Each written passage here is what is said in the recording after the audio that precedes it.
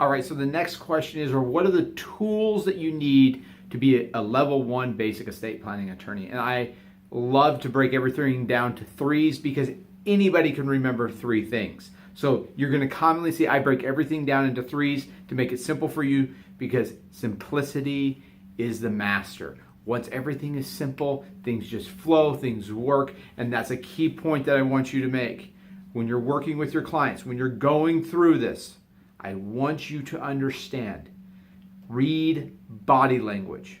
This is the mistake I always make. As you start talking about this stuff, it is incredibly complex for people to understand. And they will give you signals in their body language that they're bored and not paying attention to you and they're overwhelmed. And when you do that, they will not buy. You have to dumb this down and make it as simple as possible. That is a key point. Do never forget that. Don't try to be, I'm really smart, listen to all the stuff I can talk about. Keep it simple and you'll sell a lot more. So what are the tools that you need? I'm going to keep it simple for you so you don't forget. The number 1 tool that you need to do this is software. Okay? We don't want to get in trouble, all right? We don't want to commit malpractice. And guess what? The legal community, there are software created for you everywhere.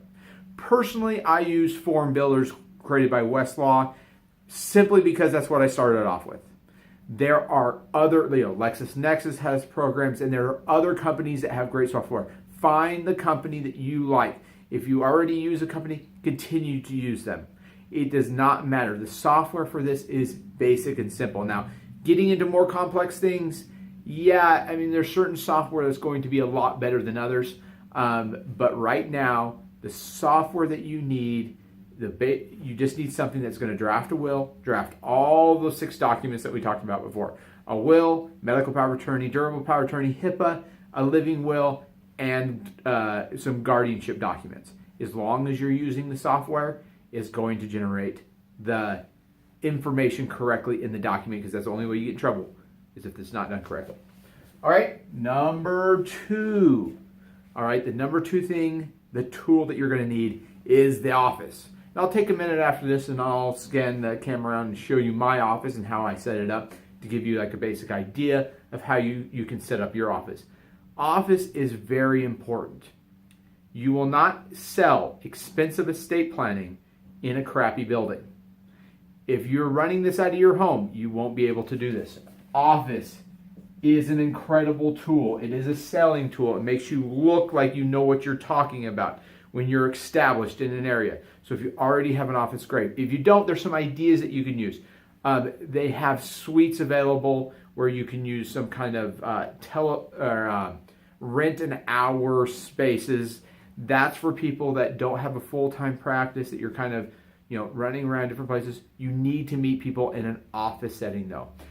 One of the best estate planning attorneys that I know, he has one office, he crams 2 attorneys in there and all of his staff, and they meet everybody in the conference rooms.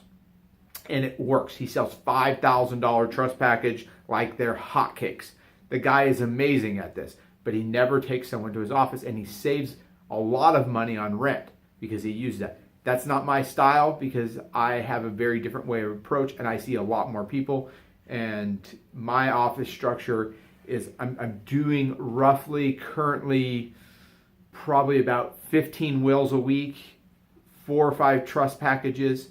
When you're moving that type of many people, they need to come into your office, and there's a system that I've created to get people in and out and get those documents drafted quickly.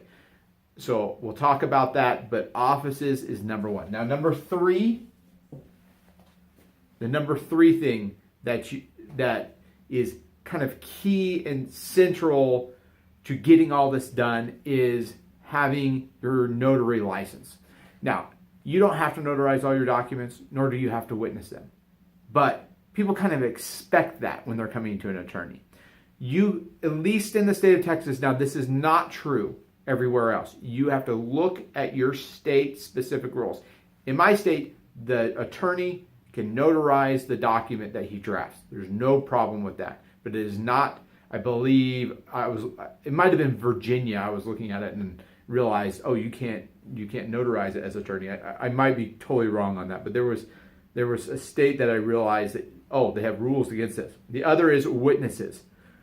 If you choose to get an office building and it's only you, like a storefront, that was my first concept of starting this practice, was I was going to do like Edward Jones style storefront and just have people come in all day long, and I was going to put a big up billboard and call it 199 Wills. I went away from that model because I didn't have the money to kind of do that at the beginning, and then my practice kind of shifted a different way. But if that's going to be the case, where are you going to get your witness from? Office buildings, people down the hall. I used to run out of my office and grab witnesses and bring them in. You need to be able to identify where you're going to get your 2 witnesses from and who's going to notarize this document in order to really provide. So that's the 3rd thing, is notary and witnesses. These are really the tools that you need to be a level 1 basic. That's it. 3 things. Pretty simple. This can run a couple $100 a month, like $200 a month. This is going to be your big ticket items. I'm telling you, you get a cheap place, you won't be able to sell expensive estate plans.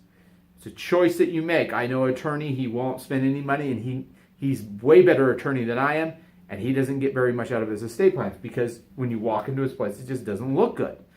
Location is key. I want to put this. Location is so important. Get an office in a community, around people. The number 1 reason why people come and see me, oh, well, you were just around the corner. You know, oh, we were referred to another attorney, but he was way down in Dallas, so we didn't want to drive down there. Number 1 reason people come to see me is not the fact that I've done thousands of people's wills, that I put all this impressive stuff on my website. It is you're close, because people view all attorneys equally. They don't care what you do. So location is key. You're the only estate planning attorney in the area. Very important. The other thing is about that office location, if they go to your website and they see certain practice areas, they won't come see you. For example, if you're a criminal law attorney, I used to do criminal defense back in 2008 or 2009 when the economy crashed. I didn't get very many estate planning clients back then because I had estate planning, criminal defense. Doesn't work out very well. So location is very, very key. Notary witnesses. Notice how I didn't put up here web pages, because that's the marketing section. These are the tools that you need. You don't need a web page to get started, but you will eventually. But these are the 3 things you need. Keep in mind, this is going to be your big ticket item. This is probably going to be close to $1,000 a month. Notary and witnesses a couple $100, and then you're a notary and you can do all the stuff. That's the basic understanding. Go from there. Now you have the tools. The way I set up my office is pretty simple, and it's designed to get as many people in and out of the office as possible. First off, I always use a laptop. That way I can talk to people and put information onto my computer if necessary. The second thing that I have is a second computer as a dual monitor setup, so I can flip this screen around and I can show my clients their documents. So I will go through each document with my clients and explain the whole document to them. I've tried to explain this to the other attorneys who work for me, that this is the best strategy to use. If you just send the documents to your client, they will spend weeks trying to review them, and it clogs up the process. If you bring your client in and you'll take about 30 minutes and go through each document, explaining each paragraph, and I'll do this in a later video, and explain everything, you'll be able to go through everything, print everything off, we put it in binders, we sign it, and then we're done. Behind me is the Willmaker 3000. That really is just for day trading, but I call it the Willmaker 3000 because people ask me all the time what that is. But anyway, that is the setup that I have in my office here.